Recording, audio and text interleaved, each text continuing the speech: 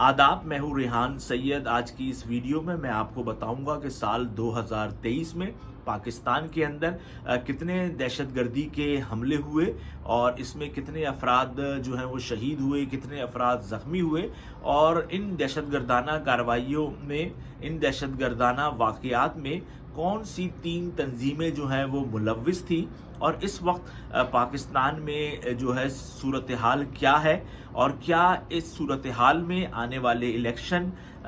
हो सकते हैं, क्योंकि एक बहुत बड़ा मसला दरपेश है खैबर पख्तूनख्वा के जमशुदा इलाकों के अंदर। अगर आप ये तमाम मालूमात जानना चाहते हैं तो मेरी इस वीडियो को मुकम्मल देखिएगा और पसंद आए तो लाइक और शेयर ज़रूर कीजिएगा। देखिए, मैं कोई लंबी चौड़ी जो है वो तमहीद नहीं बांधूंगा, मैं आपको एक रिपोर्ट बता रहा हूँ। रिपोर्ट एक थिंक टैंक की है जिसका नाम है पाक इंस्टीट्यूट फॉर पीस स्टडीज़। इसने अपनी एक रिपोर्ट में ये बताया है कि पाकिस्तान में 2023 में जो दहशतगर्दाना हमले हुए हैं, इनमें से जो 82% दहशतगर्दाना हमले हुए हैं, दहशतगर्दी के वाक़यात हुए हैं, उसके अंदर 3 जो जमातें हैं वो मुलव्विस थी। और इसमें सबसे पहले तो उन्होंने नाम बताया है कालादम तहरीक तालिबान पाकिस्तान का, उसके बाद दाइश खुरासान का और फिर बलूचिस्तान लिबरेशन आर्मी। इस रिपोर्ट में ये बताया गया है कि ये 3 जमातें पाकिस्तान में जितने भी साल 2023 के अंदर दहशतगर्दी के वाक़यात हुए हैं उसके अंदर उसमें जो 82% वाक़यात थे उसके अंदर जो है ये इन जमातों के लोग जो हैं वो मुलव्विस थे। और इस रिपोर्ट में ये बताया गया है कि कालादम जो तहरीक तालिबान है वो पाकिस्तान की हुकूमत से मुज़ाकरात का अमल बहाल करने के लिए आने वाले दिनों में भी मज़ीद हमले जो है वो कर सकती है। आप लोगों के इल्म में है कि इस वक्त जो पाकिस्तान की सूरत हाल है वो बहुत जो है वो ख़तरनाक है। एक तरफ तो माशी मसाइल का पाकिस्तान को सामना है, दूसरी तरफ दहशतगर्दी के वाक़यात मुल्क के अंदर जो है उसके अंदर इजाफा हो रहा है। और ऐसे में अब पाकिस्तान में इलेक्शन भी हो रहे हैं और हम देख रहे हैं कि मौलाना फजलुर रहमान पर गुज़िश्ता दिनों हमला किया गया और JUI तो बहुत बार ये बात कह चुकी है कि बहुत मुश्किल है ऐसे हालात के अंदर अपनी इंतखाबी मुहिम चलाना। तो अब ऐसे में ये रिपोर्ट जो है वो सामने आई है जिसके अंदर ये बताया गया है कि जो 82% वाक़यात हैं उसमें ये 3 जमातें जो है वो मुलव्विस हैं। और इसके साथ साथ एक और बहुत अहम बात जो है वो ये सामने आई है कि रिपोर्ट में बताया गया है कि खैबर पख्तूनख्वा के जो जमशुदा अजला हैं कालादम TTP के दहशतगर्द उधर आज भी जो है वो मुसलसल जो है वो आ रहे हैं और वहाँ से वापस अफगानिस्तान जा रहे हैं और उनकी जो भर्तियों का सिलसिला है वो भी जो है इन इज़ला में जारी है। और मैं आपको एग्जैक्ट लाइन उसकी जो है वो मैं पढ़ के आपको मैं बताता हूँ कि उसमें ये लिखा है कि ये रिपोर्ट वजारत दाखिला की जानिब से सेनेट को ये बताए जाने के एक रोज़ बाद सामने आई है कि खैबर पख्तूनख्वा के जमशुदा अजला में कालादम TTP के दहशतगर्दों की मुसलसल आमद और इनकी भर्तियों, तरबियत और खुदकश बमबारों की तैनाती का सिलसिला तशवीश का बाइस है। इसी सिलसिले में डॉन अखबार ने अपनी रिपोर्ट में ये लिखा है और अस्करी ज़राए को उन्होंने कोट किया है और उन्होंने ये लिखा है कि अस्करी ज़राए ने बताया है कि अफगानिस्तान दोहा मुआहदे में किए गए अपने वादों को पूरा नहीं कर सका है। कालादम TTP अफगानिस्तान को पाकिस्तान में दहशतगर्दी की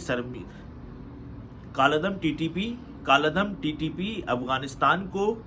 पाकिस्तान में दहशतगर्दी की सरगर्मियों के लिए अड्डे के तौर पर इस्तेमाल कर रही है। पाक अफगान बॉर्डर गैर महफूज है इस वक्त और हिफाजती इक़दामात के बावजूद ये एक ज़बरदस्त चैलेंज है। गैर कानूनी नकलो हमल पर 100% कड़ी निगरानी एक बहुत पेचीदा अमल है।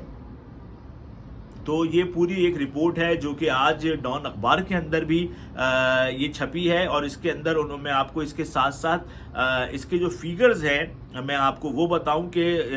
रिपोर्ट में ये बताया गया है कि पाकिस्तान में साल 2023 के दौरान कुल 306 दहशतगर्द हमले हुए जिनमें 23 खुदकश बम धमाके शामिल थे। इन हमलों में 693 अफराद और इन 693 अफराद में से 330 सिक्योरिटी एहलकार और 260 आम शहरी और 103 अस्करियत पसंद जो है वो जान से हाथ धो बैठे हैं, जबकि 1124 अफराद जो हैं वो जख्मी हुए हैं। साल 2023 में होने वालों में साल 2022 के बरक्स 17% जो है वो इजाफा हुआ और इन हमलों में ہونے والے افراد کی تعداد بھی 2022 میں اسی طرح کے حملوں میں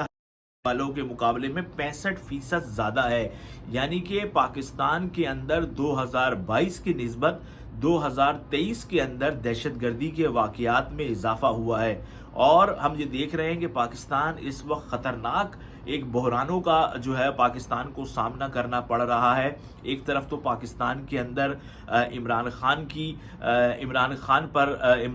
کے جیل میں ہونے سے ان کی جو پارٹی کے لوگوں کو گرفتار کیے جانے کی وجہ سے ایک بہت بڑا ایک سیاسی طور پر معاملات جو ہیں وہ کشیدہ ہیں. اور یہ معاملات اس وقت سے کشیدہ ہیں جب سے عمران خان کو حکومت سے ہٹایا گیا، اور گو کہ یہ ایک تحریک عدم اعتماد کے ذریعے ساری ایک موو ہوئی. لیکن اس کے بعد سے ہم دیکھ رہے ہیں کہ پاکستان میں جو ہے وہ اسٹیبلٹی نہیں آ پا رہی ہے. اور جس طریقے سے پی ٹی آئی پر 9 مئی کے واقعات کے بعد سختی کی گئی، تو اس کے بعد تو عوامی ریئیکشن بھی جو ہے وہ بہت زیادہ شدید ہوتا جا رہا ہے، اور لوگ اب اس حوالے سے کافی باتیں کر رہے ہیں. ایسے حالات کے اندر جو ہے وہ ملک کے اندر عام انتخابات کا اعلان کیا گیا ہے کہ 8 فروری کو ہوں گے. ایک طرف تو پی ٹی آئی مسلسل یہ کہہ رہی ہے کہ ان کو لیول پلینگ فیلڈ نہیں مل رہی ہے، اور اس میں کسی طور پر بات جو ہے وہ صحیح بھی نظر آتی ہے، کیونکہ عمران خان اس وقت جیل میں ہیں. ان کے جو متعدد رہنما ہیں ان سے وہ پہلے غائب رہے کہ پکڑے نہ جائے، اور اس کے بعد جب وہ پکڑے جاتے ہیں تو وہ ٹی وی پر آتے ہیں اور یہ کہتے ہیں کہ ہم مذمت کرتے ہیں، اور جیسی وہ مذمت کرتے ہیں اس کے بعد ان پر سارے کیسز جو ہیں وہ ختم ہو جاتے ہیں اور وہ اپنے گھروں کو چلے جاتے ہیں. اس وقت جو ہے ایک انتخابی نشان کا معاملہ چل رہا ہے. گو کہ یہ اتنا بڑا مسئلہ نہیں ہونا چاہیے، لیکن تحریک انصاف کو انتخابی نشان بلہ ملے گا نہیں ملے گا. ایک ہر طرف سے ہم دیکھ رہے ہیں کہ پی ٹی آئی کو اس وقت شدید جو ہے وہ دباؤ ایک ڈالا جا رہا ہے. اور اس تمام تر دباؤ کے باوجود تحریک انصاف کی طرف سے جو لوگ بھی آئے اور انہوں نے اپنے کاغذات نامزدگی جمع کرائے، تو ان میں سے بیشتر کو تو کاغذات نامزدگی جمع نہیں کرانے دی گئی، بیشتر کے تجویز کنندہ تائید کنندہ کو گرفتار کر لیا گیا. تو لگتا ایسا ہی ہے کہ جیسے کہ آنے والے الیکشن کے اندر پی ٹی آئی کے ساتھ بہت سخت رویہ رکھا جائے گا. اب یہ جو ایک سخت رویہ رکھا جائے گا تو اس کی وجہ سے بھی ایک اسٹیبلٹی جو ہے وہ ملک کے اندر نہیں آ پا رہی ہے. گو کہ نواز شریف واپس آ گئے ہیں اور وہ ان کی طرف سے سیاسی جو عمل ہے وہ بھی جاری ہے، لیکن ہم یہ دیکھتے ہیں کہ اس وقت بھی تمام پارٹیوں کو ڈر ہے عمران خان کا، اور عمران خان اس وقت آرام سے جیل میں بیٹھے ہوئے ہیں اور ان کے لوگ جو ہیں وہ سڑکوں پر ہیں، احتجاج کر رہے ہیں، باتیں کر رہے ہیں. پھر سوشل میڈیا پر بہت زیادہ اس سلسلے میں بات کی جا رہی ہے کہ پاکستان میں یہ ایک بہت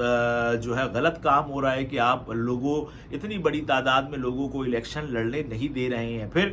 جس طرح شاہ محمود قریشی صاحب کے ساتھ کیا گیا اور ان کو گرفتار کیا گیا، اور اس کے بعد پھر تو یہ خبر تو پوری دنیا کے ایک اخبارات کے اندر چھپی ہے کہ پاکستان کے سابق وزیر خارجہ جو 2 دفعہ وزیر خارجہ رہے، ان کے ساتھ جو ریاستی ادارے ہیں وہ کیا کام کر رہے ہیں. تو حکومت کو بھی سوچنا چاہیے کہ عمران خان کے معاملے کو کسی اور طریقے سے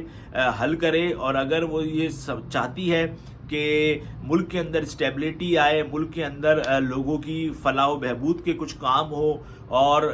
جو ہے وہ ملک خوشحالی کی طرف جائے، تو یقینی طور پہ تمام جو ہے معاملات کو بیٹھ کر حل کیا جائے. ایسا نہیں ہے کہ عمران خان سے اگر کوئی بات کرے گا تو وہ بالکل ہی پاگل ہو جائیں گے. لیکن اب راستہ یہی ہے کہ اگر ریاستی ادارے نے کسی نے یہ فیصلہ کر لیا ہے کہ پاکستان سے عمران خان کو جو پارٹی ہے اس کو ختم کر دیا جائے گا، تو اب اس کو بھی اتنا اندازہ ہو گیا ہوگا کہ اتنے بڑے پیمانے کے اوپر جب لوگ ان کے لیے نکل رہے ہیں، ان کے حق میں بات کر رہے ہیں، تو ایسے کسی بھی شخص کو ختم کرنا، ایسی کسی شخص کی پارٹی کو ختم کرنا جو ہے وہ اتنا آسان نہیں ہوگا. اور آپ اگر کر بھی دیں گے تو جو عوامی غصہ ہے تو اس کے اندر تو یقینی طور پر آنے والے دنوں میں بھی اس میں مزید اضافہ ہوگا.